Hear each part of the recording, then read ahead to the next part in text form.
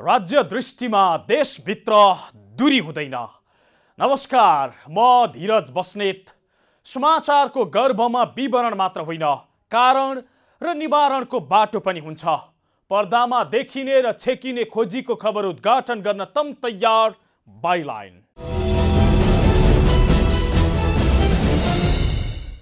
दर्शक वृन्द, ठूलो प्राकृतिक विपत्तिपछि बस्तीहरू जस्तो देखिन्छन् ठीक त्यस्तै देखिराखिएको छ नेपालको राजनीति। पुरै अन्योलपूर्ण, अलमल र त्रसित।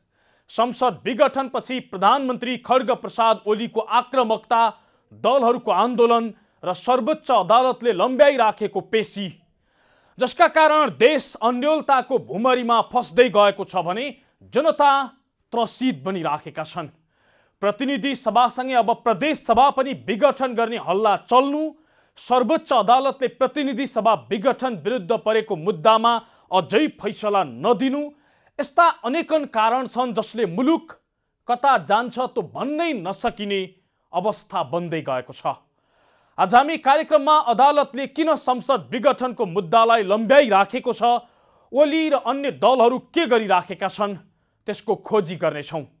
प्रधानमन्त्री ओलीले गरेको संसद विघटनको निर्णयलाई अदालतले तत्कालै सच्याउला भनेर जसरी आशा गरिएको थियो, अदालतले त्यस विपरीत यो मुद्दालाई लम्ब्याइराखेको छ। संवैधानिक इजलासमा कसलाई राख्ने भन्ने विषयमै अदालत अलमलिएको छ, जसका कारण निरन्तर गर्ने भनिएको सुनवाईलाई एक साता लम्ब्याइएको छ।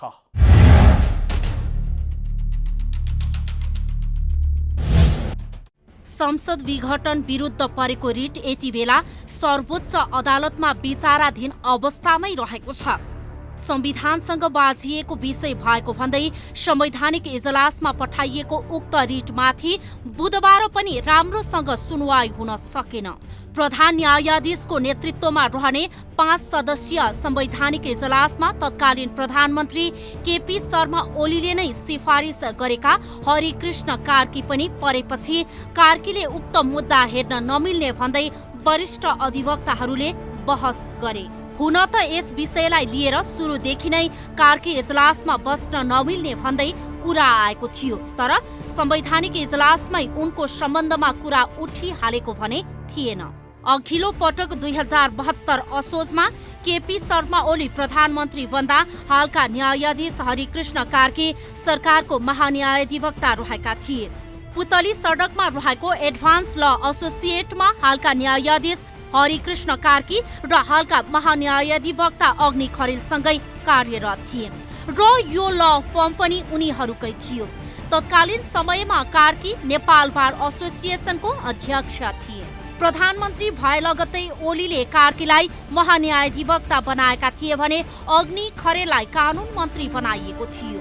तर महान्यायाधिवक्ता हुँदै गर्दा प्रधानमन्त्री ओली र कानुन मन्त्री अग्नि खरेलको सिफारिसमा चोलेन्द्र शमशेर राणापछि प्रधान न्यायाधीश बन्ने गरी हरिकृष्ण कार्कीलाई सर्वोच्चको न्यायाधीशमा सिफारिस गरियो र उनी 2073 साल साउन 17 गते सर्वोच्चको न्यायाधीश बन्न पुगे।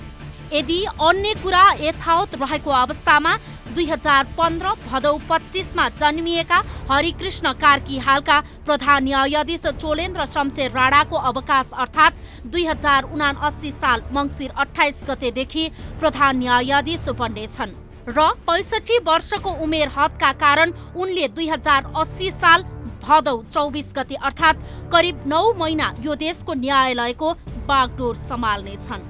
तर ओली सरकारको महान्यायाधिवक्ता भइसकेको व्यक्ति, ओली सरकारले नै सर्वोच्चको न्यायाधीशमा सिफारिस गरेको व्यक्ति ओली सरकार विरुद्ध नै परेको रिटमा बसेर फैसला गर्न पाउने कि नपाउने भन्ने विवाद बढ्यो। संवैधानिक इजलासमा बहस चलिरहँदा वरिष्ठ अधिवक्ताहरू दिनेश त्रिपाठी र शम्भु थापाले हरिकृष्ण कार्की संवैधानिक इजलासमा बस्न कानुनी र नैतिक दृष्टिले नमिल्ने जिकिर गरे। अधिवक्ताहरूले पटक पटक न्यायाधीश कार्कीको विषयमा कुरा उठाएपछि सुनवाईकै क्रममा न्यायाधीश कार्की आफ्नो बेन्चबाट उठे र भित्र गए। त्यसपछि अन्य न्यायाधीश पनि भित्र गए र करिब 12 मिनेट छलफल गरे। त्यसपछि बाहिर आएका कार्कीले आफ्नो विषयमा कुरा उठेकाले आफू इजलासमा नबस्ने घोषणा गरे। आफू इजलासमा बस्दा स्वार्थ बाजिने आरोप लागेपछि कार्कीले इजलास छाड्ने निर्णय गरे र 22 गतेदेखि निरन्तर सुनवाई गर्ने भनिएको संवैधानिक इजलास एकाएक पुस 27 गतेलाई सारियो।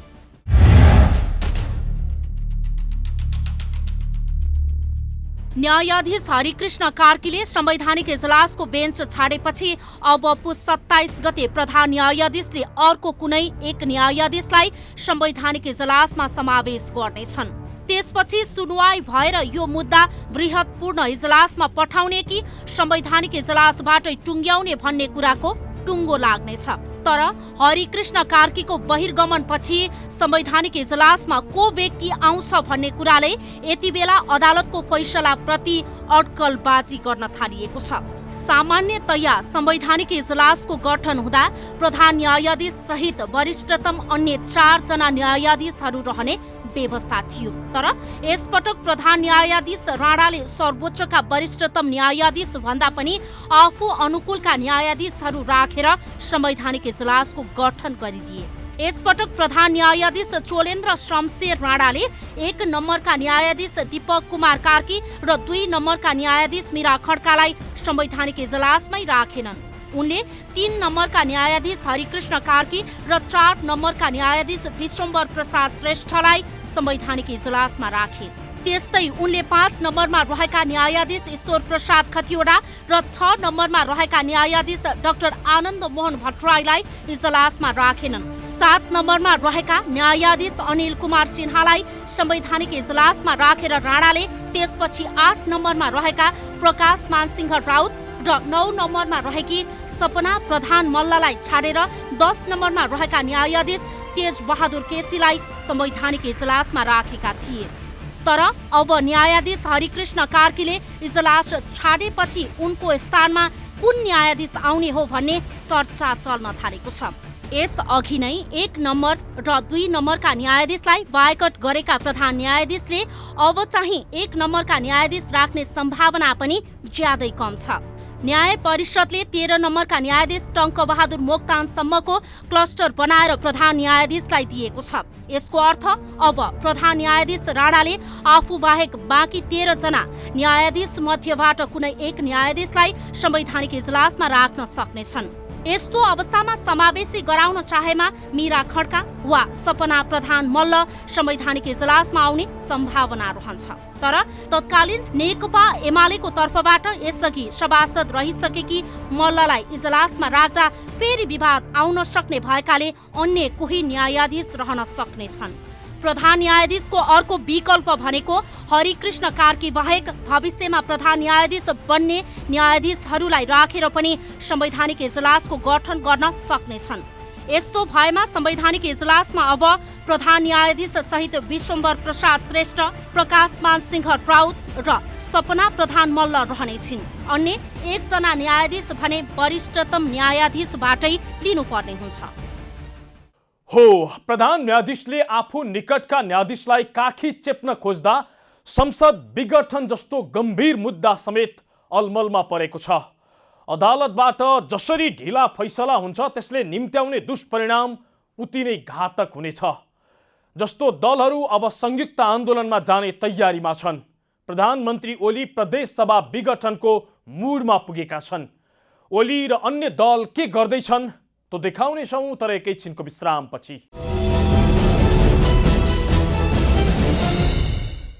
दर्शक वृन्द, आज हामी बाइलाइनमा अदालतले अलमल्याएको संसद विघटन विरुद्धको मुद्दा र दलहरूको तयारी देखाइराखेका छौँ। अदालतबाट फैसला आउन ढिला भइरहँदा अधिकांश दलहरू संयुक्त आन्दोलनको तयारीमा जुट्न थालेका छन्। प्रधानमन्त्री ओलीको कदम विरुद्ध एउटै मोर्चा बनाएर सडक तताउने उनीहरूको तयारी छ। ओली निरङ्कुश बनेको संविधानको घाँटी थिचेको भन्दै दलहरू सशक्त प्रतिकार गर्ने भन्दै दिनहुँ छलफल र अन्तर्क्रियामा जुटेका छन्।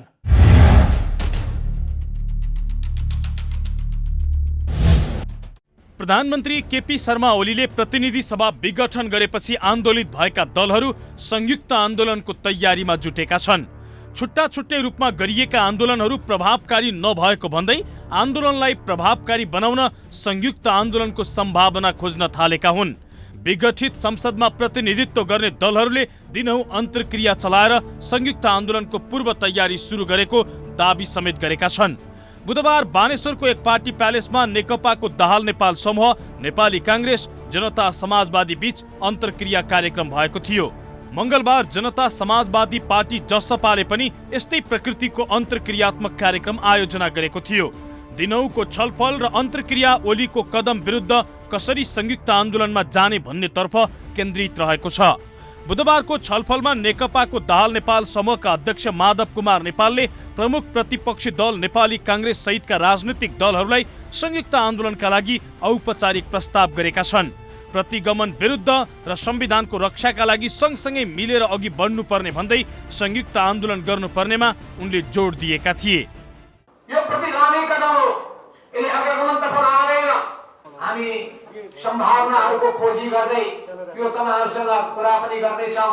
यसको निम्ति म प्रस्ताव पनि राख्न चाहन्छु आफ्नो आफ्नो पार्टीको तपाईँ संस्थामा, अनि त्यसै गरी त्यो नेतृत्व तहमा यस बारेमा छलफलहरू चलाउनुहोस् र सँगसँगै हामी जसरी विगतमा एकताबद्ध भएर गणतन्त्रको निम्ति आन्दोलनको मैदानमा उत्रेका थियौँ, संघीयताको निम्ति सङ्घर्षको मैदानमा उत्रेका थियौँ, समावेशिताको निम्ति सङ्घर्षको मैदानमा उत्रेका थियौँ।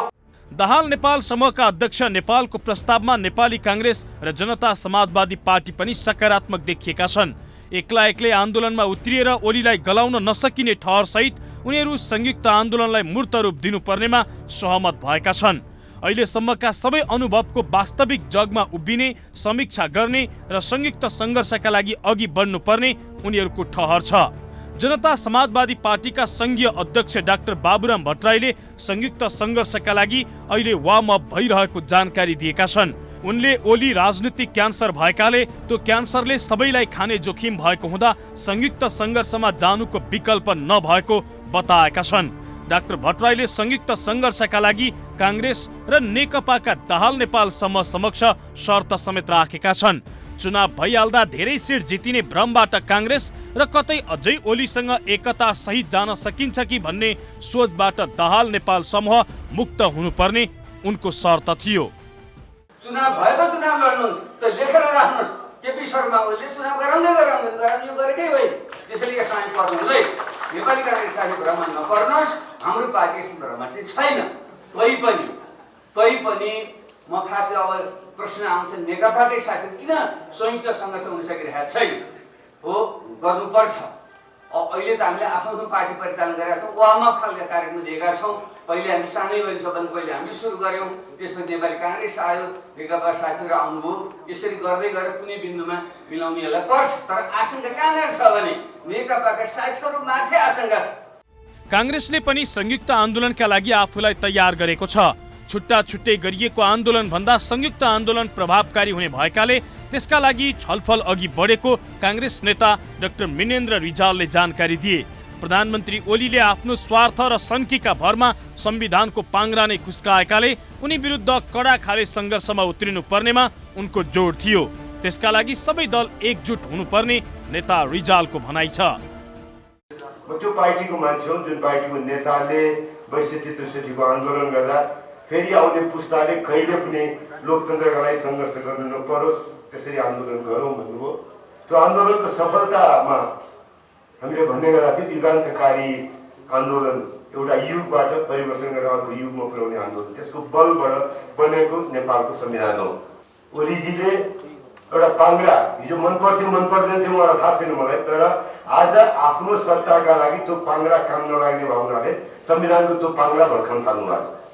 संसदमा प्रतिनिधित्व नगरेका दलहरू साझा विवेकशील मोहन वैद्य नेतृत्वको नेकपा क्रान्तिकारी लगायतले पनि ओलीको कदम विरुद्ध संयुक्त आन्दोलन गर्नुपर्नेमा जोड दिएका छन्।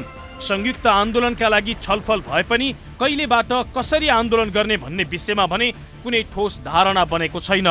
यद्यपि अधिकांश दल दाजुभाइको झगडा भयो भन्दैमा घरै जलाउने ओलीको शैली विरुद्ध संयुक्त आन्दोलनमा उत्रिनु पर्नेमा भने सहमत देखिएका छन्।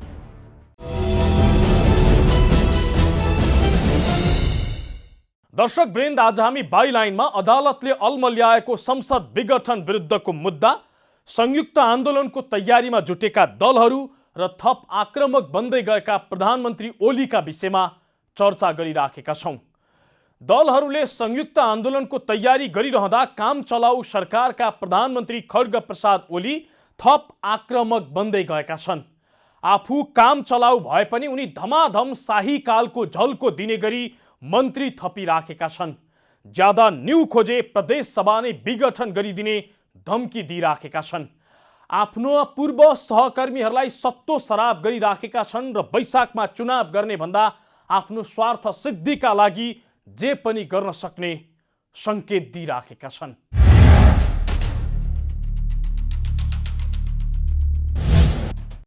पुस 5 गते अकस्मात संसद विघटन भएपछि दलहरू जसरी आन्दोलित भएका छन्, प्रधानमन्त्री केपी शर्मा ओली उसै गरी आफ्नो शक्ति देखाइराखेका छन्। संसद विघटनपछि स्वत कामचलाउ भएका प्रधानमन्त्री ओलीले एकपछि अर्को विवादास्पद निर्णय लिँदै आएका छन्। पुस 10 गते उनले 8 मन्त्री र 1 राज्यमन्त्री थपेर मन्त्री परिषद विस्तार गरे, साथै केही मन्त्रीको जिम्मेवारी समेत हेरफेर गरिदिए। संसद विघटन गरेर मध्यावधि निर्वाचन घोषणा गरेसँगै सत्तारूढ नेपाल कम्युनिस्ट पार्टी नेकपामा विभाजन भएको थियो। विभाजन सँगै पुष्पकमल दाहाल प्रचण्ड र माधव नेपाल समूहमा रहेका 7 मन्त्रीले राजीनामा दिएका थिए। उक्त स्थान रिक्त भएको भन्दै ओलीले 8 मन्त्री र 1 राज्यमन्त्री थपेका थिए। प्रदेश सभामा हारेका व्यक्तिले समेत ओलीले मन्त्री बनाएका छन्। सिन्धुपाल्चोकको क्षेत्र नम्बर 2 को प्रदेश खबाट पराजित भएको दावा लामा, जसलाई ओलीले युवा तथा खेलकुद मन्त्रीको जिम्मेवारी दिएका छन्।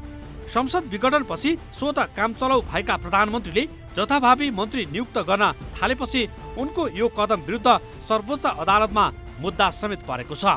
अधिवक्ताहरू लोकेन्द्र ओली, केशरजङ केसी र दिनेश लामिछाने सहितका अधिवक्ताले पुस 13 गते सर्वोच्चमा मुद्दा दर्ता गराएका थिए, जसको अहिलेसम्म छिनोफानो भएको छैन। संविधानको धारा 77 मा प्रधानमन्त्री र मन्त्रीको पद रिक्त हुने व्यवस्था छ। सोही धाराको उपधारा 1 को ग मा प्रतिनिधि सभा सदस्य नरहेको व्यक्ति प्रधानमन्त्री वा मन्त्री नहुने व्यवस्था छ। संविधान अनुसार प्रतिनिधि सभा विघटनपछि हालका प्रधानमन्त्री र मन्त्री परिषद स्वत कामचलाउ भएकाले मन्त्री थप्ने काम असंवैधानिक भएको रिट दायर गर्ने कानुन व्यवसायीहरूको दाबी छ। कामचलाउ सरकारले संविधान भन्दा बाहिर गएर राज्य कोषको दोहन गरेको हुनाले मन्त्री परिषद विस्तार बदर गर्नुपर्ने उनीहरूको माग छ। प्रतिनिधि सभा विघटन गरिसकेको अवस्थामा यो प्रधानमन्त्री पनि स्वतः के हो त भन्दाखेरि उहाँ प्रतिनिधि सभाको सदस्य रहनु भएन। प्रतिनिधि सभाको सदस्य नभएको मान्छे प्रधानमन्त्री हुने र उसले मन्त्री परिषद विस्तार गर्ने भन्ने कुरो हेर्नुहोस्, यो संविधानले कल्पना नगरेको कुरा हो। अहिले जसरी केपी शर्मा ओलीले मन्त्री परिषद विस्तार गर्नुभएको छ, त्यो सिधा संविधानको विपरीत छ। हेर्नुहोस्, संविधानको घोर उल्लङ्घन गरेर गरिएको छ र हामीहरूले यसको विरुद्धमा सम्मानित अदालतमा मुद्दा पनि दायर गरेका छौँ। प्रतिनिधि सभा विघटन गर्दा गिरिजाप्रसाद कोइरालाले 2051 मा, मनमोहन अधिकारीले 2052 मा र शेरबहादुर देउवाले 2059 सालमा प्रधानमन्त्री पदबाट राजीनामा दिएका थिए। तर वर्तमान प्रधानमन्त्री ओलीले आफ्नै नेता मनमोहन अधिकारीको मार्ग पनि पछ्याएनन्। राजीनामा दिन परेको कुरा उनले जथाभावी मन्त्री नियुक्त गर्ने काम गरेका छन्।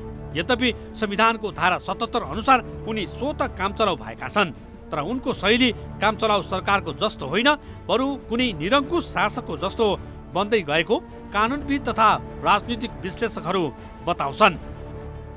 अहिले त राणा शासनको जस्तो स्थिति देखा पर्यो। यो पञ्चायती शासनमा पनि उनीहरू डराउँथे, अलिकति जनतासित डराउँथे, केही भन्छन् कि विरोधीले भनेर डराउँथे। अहिलेको शासन सत्तालाई त मैले जङ्गबहादुरको शासन सत्ता भन्छु, जहाँ खड्ग प्रसाद ओलीको एकल हुकुम चल्छ। यो अहिले मुलुक पञ्चायती पनि होइन, राणा शासनको जङ्गबहादुर र तन्त्र संसदको शासनमा जहाँ एउटा व्यक्तिको बोली नै राज्य सत्ताको, न्यायपालिका, कार्यपालिका, व्यवस्थापिकाको समग्र निर्णय एउटा व्यक्तिले गर्थ्यो राणा शासनमा। हामी अहिले भोगेको शासन त्यस्तै हो। कानुनविद र राजनीतिक विश्लेषकहरूका अनुसार जनताको मतको सम्मान गर्ने र लोकतन्त्रमा विश्वास गर्नेले संविधान कुल्चिएर संसद विघटन गर्ने थिएनन्। संसद विघटनपछि उनले जस्ता भाषण गरिराखेका छन्, त्यसले उनका स्वभाव र शैलीलाई झनै प्रष्ट पार्ने गरेको उनीहरू बताउँछन्। केही दिनअघि कार्यकर्तालाई सम्बोधन गर्दै उनले मेरो घरको छानो भत्काउने अधिकार मसँग रहेको भन्दै भाषण गरेका थिए। संसद भङ्ग गर्नुलाई स्वाभाविक भएको जस्तो बताएका थिए। अरूवाला भन्दैछ छानो चुयो अर्को बनाउँछु भनेर, छानो भत्कायो पुरानै छानो चाहियो भनेर छिमेकी कराउँछ बा हुन्छ कहीँ त्यो पुरानो भयो छानो चुयो, चुएको छानोले खाट कता सार्ने सिर कता बोकेर कुद्ने, त्यस कारण कुहेको छानोले भएन। नयाँ छानो भत्काइयो नयाँ हालिँदैछ, पुरानै छानो फर्किन्छ, पुरानै खरका टुक्रा खोज्न जाऊ, हुने कुरा होइन यो। प्रधानमन्त्रीको यो भाषणले प्रश्न पार्छ कि उनी कति दम्म प्रदर्शन गरिराखेका छन् र के योजनामा छन् भन्ने। यति मात्रै होइन, आफू पक्षधरका नेता कार्यकर्ताहरूको भेला पार्ने र त्यहाँ गएर उटपट्याङ खालका भाषण गरेर आम जनतामाथि भ्रम छर्नु उनको दैनिकी नै बनेको छ। अर्को महत्त्वपूर्ण कुरा त के छ भने संसद विघटनपछि ओलीले प्रदेश सरकार विघटनको तयारीमा जुटेका छन्, जसका कारण अहिले प्रदेशमा समेत नेकपाको शक्ति समीकरण फेरबदल भइसकेको छ। उनी पछिल्लो समय त्यसकै तयारीमा जुटेको कानुनविदहरू बताउँछन्। यो चाहिँ एकदमै दुःखद छ। यो शासन व्यवस्थालाई समस्यामा पार्ने र यो शासन व्यवस्थालाई एक किसिमको असफल पार्ने दिशामा उहाँ चलेको जस्तो देखिन्छ। राजनीतिक विश्लेषकहरूका अनुसार प्रधानमन्त्री ओली संसद विघटनपछि झनै बढी आक्रामक देखिएका छन्। उनको नजर अब प्रदेश सभातर्फ गएको छ। राष्ट्रपतिलाई दिएको अधिकार प्रयोग गर्न लगाएर उनी आफू अल्पमतमा रहेका प्रदेश सभाहरू विघटन गर्ने तयारीमा छन्, जसले संघीयतालाई धरापमा पार्न सक्छ। ओली राणाकालका प्रधानमन्त्री र पञ्चायतका राजा जस्तै बन्ने होडमा अघि बढेको र मनलाग्दो निर्णय गर्न अग्रसर भएको उनीहरूको टिप्पणी छ। हो, काम चलाउ सरकारका प्रधानमन्त्री ओली संविधानको घाँटी निमोठेर मन लाग्दी गरिराखेका छन्। जङ्गबहादुरको भद्दा नक्कल गर्न खोजिराखेका छन्, जुन उनका लागि घातक त छ नै, देशका लागि समेत खतरनाक छ। यदि बेलैमा अदालतले फैसला दिएन, संसद पुनर्स्थापना भएन वा वैशाखमा पनि चुनाव भएन भने देश 2072 को भूकम्पपछि जस्तो बस्तीहरू देखिएका थिए त्यस्तै बाटोतर्फ जाने जोखिम उच्च छ। हौस् त, आजलाई अदालतले अल्मल्याएको संसद विघटनको मुद्दा र थप आक्रामक बन्दै गएका ओलीको प्रसङ्ग यति नै। मुलुकको माटो जहाँ छोए पनि राष्ट्र एकैचोटि जागरुक हुन्छ। यो दूरीविहीन आचरण नै समाचारको मूलधार बाइलाइन अर्थात् जिम्मेवार पत्रकारिता। नमस्कार।